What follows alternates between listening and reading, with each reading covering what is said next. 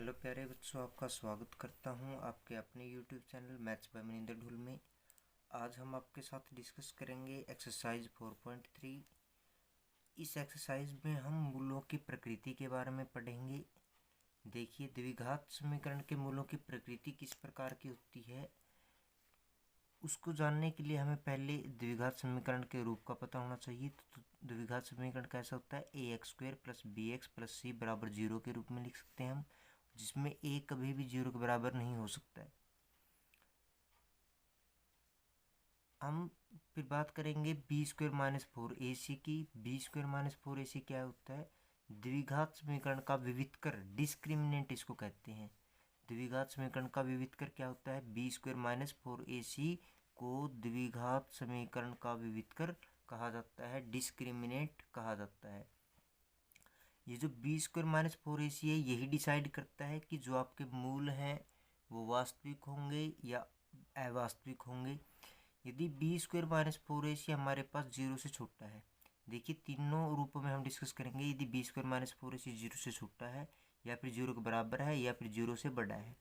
यदि b² - 4ac 0 से छोटा है तो मतलब नेगेटिव है, तो फिर उसका कोई भी वास्तविक मूल नहीं होगा। मतलब हम इस स्थिति में हम अपने आंसर को नहीं निकाल पाएंगे क्लास 10th के अंदर। b² - 4ac यदि बराबर 0 की है तो दो बराबर और वास्तविक मूल होंगे, ठीक है ना। इक्वल एंड रियल, ठीक है ना। इक्वल एंड रियल रूट्स बराबर होंगे और क्या होंगे? वास्तविक होंगे। यदि b² - 4ac आपके पास बड़ा हो जाता है 0 से, तो दो भिन्न का मतलब क्या होता है? अलग अलग, और वास्तविक मूल आपको मिलेंगे, ठीक है ना। b² - 4ac यदि बड़ा है 0 से, तो दो भिन्न और वास्तविक मूल आपको मिलेंगे, मतलब डिफरेंट एंड रियल। तो क्वेश्चन नंबर फर्स्ट में क्या कहता है? 2x² - 3x + 5 = 0 के है। यदि ये द्विघात समीकरण है आपके पास, तो मूलों की प्रकृति ज्ञात करनी है, और यदि मूलों का अस्तित्व है तो उन्हें भी ज्ञात करना है। तो पहले हम द्विघात समीकरण को देख लेते हैं। द्विघात समीकरण होता है ax² + bx + c = 0 के रूप में। तो यहाँ पर a की वैल्यू क्या होगी? 2, b की वैल्यू क्या होगी? -3, और c की वैल्यू क्या आ गई? 5। अब हम डिस्क्रिमिनेंट या फिर विविधकर को निकालते हैं। वो क्या होगा? b² - 4ac = 0 के। तो b² मतलब -3 का स्क्वायर -4, a की वैल्यू क्या है? 2, और c की वैल्यू क्या है? 5। तो अब हम निकालते हैं, क्या होता है? 3 का स्क्वायर 9, -5 दूनी 10, 10 के 40। तो जो कि इतना आ गया -31, जो कि क्या है? बराबर नहीं है 0 के। और ये क्या है? b² - 4ac यहाँ पर छोटा आ जाता है 0 से, ठीक है ना। तो इसका कोई भी वास्तविक मूल नहीं होगा। अतः समीकरण का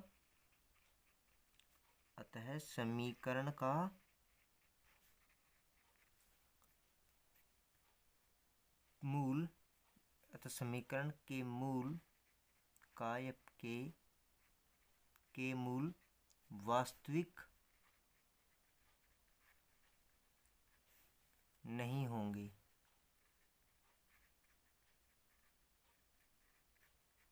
ठीक है, तो अब पार्ट नंबर सेकंड पे चलते हैं। पार्ट नंबर सेकंड में देखिए क्या कहता है? 3x² - 4√3x + 4 = 0 के। 3x² - 4√3x प्लस में 4 = 0 के। तो हमें मूलों के अस्तित्व के बारे में जानना है। तो देखिए, हम पहले कंपेयर करते हैं ax² + bx + c = 0 के साथ। तो a की वैल्यू क्या है हमारे पास? यहाँ पे a की वैल्यू आ गई आपके पास 3, b की वैल्यू आ जाती है -4√3, और c की वैल्यू आ जाती है 4। तो b² - 4ac बराबर होता है 0 के, या फिर नहीं होगा। या फिर हम सबसे पहले विविधकर को निकालते हैं, b² - 4ac को, ठीक है ना। डिस्क्रिमिनेंट इक्वल टू, ठीक है। तो b² मतलब -4 वर्गमूल 3 का स्क्वायर हो जाएगा। माइनस में 4, a की वैल्यू 3 है और c की वैल्यू क्या है 4 हमारे यहाँ पे। -4 का स्क्वायर कितना हो जाता है, 4 का स्क्वायर 16, वर्गमूल 3 का स्क्वायर पूरा 3 है ना। चौक 4 3 12, 12 चौक 48, माइनस में 48, तो 48 minus 48 that is equal to 0। तो यहाँ पर क्या आ गया हमारे पास, b² माइनस 4ac बराबर आ गया 0 के। यदि b² माइनस 4ac 0 के बराबर आता है तो हमारे पास क्या होते हैं, वास्तविक मूल होते हैं और क्या होते हैं, बराबर मूल होते हैं ना। तो b² माइनस 4ac बराबर 0 के है, तो 2 बराबर और वास्तविक मूल होंगे, ठीक है ना। तो अब हम जो हमारे पास इसके मूल निकालने का फॉर्मूला है, तो यहाँ पर ऐसे यहाँ पर कर देते हैं।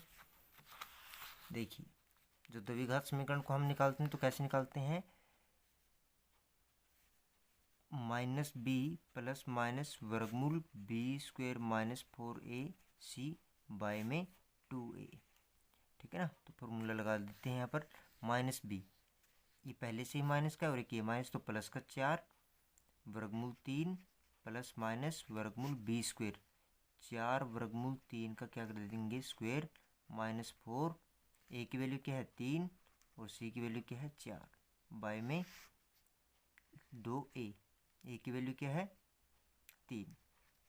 आप सीधा यहाँ पर b² माइनस 4ac की वैल्यू 0 भी रख सकते हैं। वैसे भी आप सोल्व करने के बाद हमारे पास क्या आएगा, 0 ही आएगा। तो 4 वर्गमूल 3 प्लस माइनस 0 बटे में क्या आएगा, 3 दूनी 6 आ जाएगा। तो अब देखिए 4 वर्गमूल 3 बटे में 6, देखो हम 0 को जोड़ें या घटाएं कोई फ़र्क ही नहीं पड़ता, ठीक है ना। तो 2 पे काटते हैं, 2 दूनी 4, 2 3 6, और यहाँ पर काटते हैं तो वर्गमूल 3, तो 2 वर्गमूल 3, ठीक है ना, और 2 वर्गमूल 3, ठीक है ना। ये हमारे पास क्या आ जाएंगे, इस समीकरण के मूल आ जाएंगे। अब हम करते हैं पार्ट नंबर 3 को। पार्ट नंबर 3 में क्या कहता है, 2x² माइनस 6x प्लस 3 बराबर 0 के है। तो इसे हमें सोल्व करना है, ठीक है ना। तो सबसे पहले a की वैल्यू क्या है यहाँ पर 2, b की वैल्यू क्या होगी -6 और c की वैल्यू क्या होगी 3, ठीक है ना। तो d निकालते हैं, विविध कर निकालते हैं, b² माइनस 4ac, b² मतलब -6 का क्या हो जाएगा वर्ग, -4, a की वैल्यू 2 और c की वैल्यू क्या आती है 3, 6 का वर्ग 36 माइनस 4 दूनी 8, 8 तिया 24। तो निकालते हैं, तो यहाँ पर कितना आ जाता है हमारे पास 12 आ जाता है, और 12 क्या है, बड़ा है 0 से, ठीक है ना। तो समीकरण के मूल वास्तविक और भिन्न होंगे, समीकरण के मूल वास्तविक और भिन्न होंगे,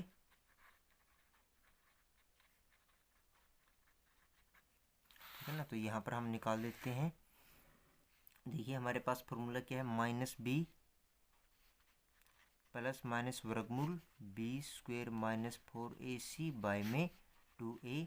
तो -b, तो b की वैल्यू क्या है 6, माइनस का 6, और एक ये माइनस है तो माइनस माइनस प्लस का 6 प्लस माइनस वर्गमूल b² माइनस 4ac की वैल्यू क्या है हमारे पास 12, 12, तो 12 रख लेते हैं, बटे में क्या आएगा 2a, a की वैल्यू क्या है 2, तो -6 प्लस माइनस 12 के गुणनखंड थोड़ा ज्ञात कर लेते हैं। देखिए यहाँ पे 12 पे 2 पे 6 और 2 पे 3, तो मैं इसको क्या लिख सकता हूँ 2 वर्गमूल 3।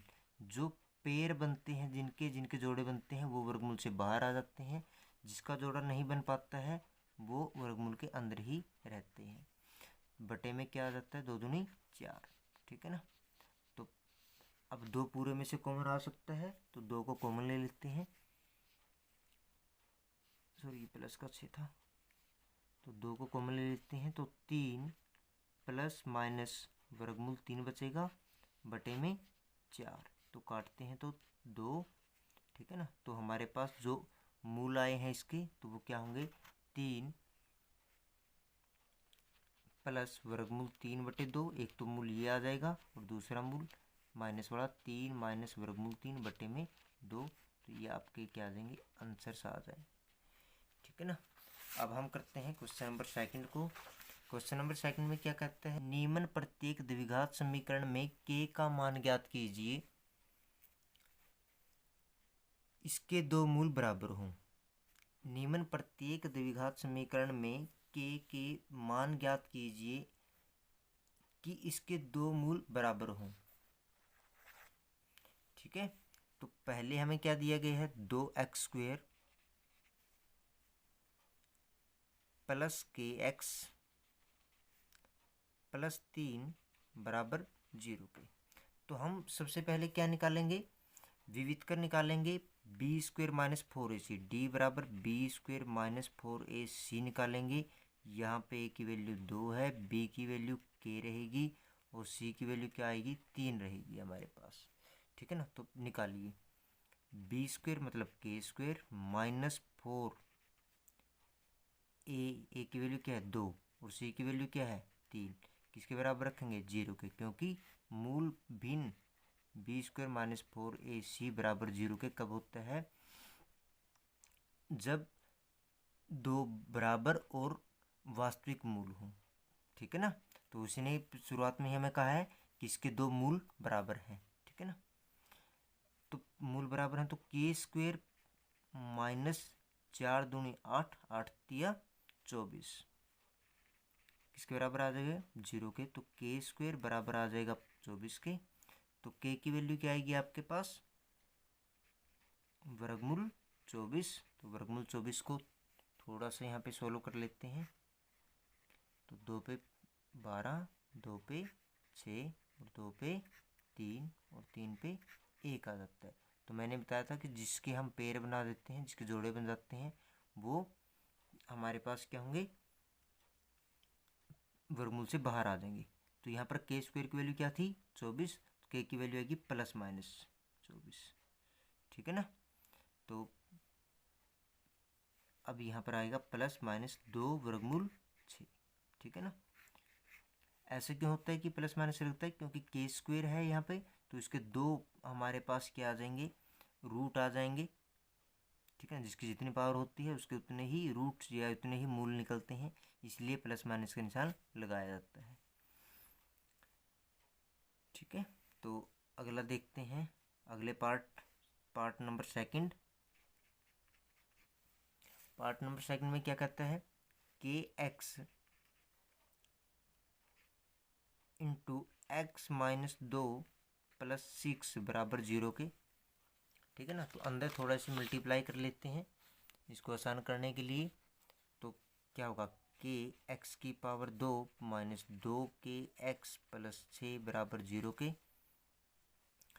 तो यहाँ पर a की वैल्यू क्या है 2k, b की वैल्यू क्या है माइनस 2k और c की वैल्यू क्या है 6। तो d की वैल्यू क्या होगी डिस्क्रिमिनेंट की, b² माइनस 4ac बराबर 0 के। तो b² मतलब माइनस 2k का स्क्वायर माइनस 4, a की वैल्यू क्या है k और c की वैल्यू क्या है 6। तो 4k² माइनस 6 चौका 24 के बराबर 0 के।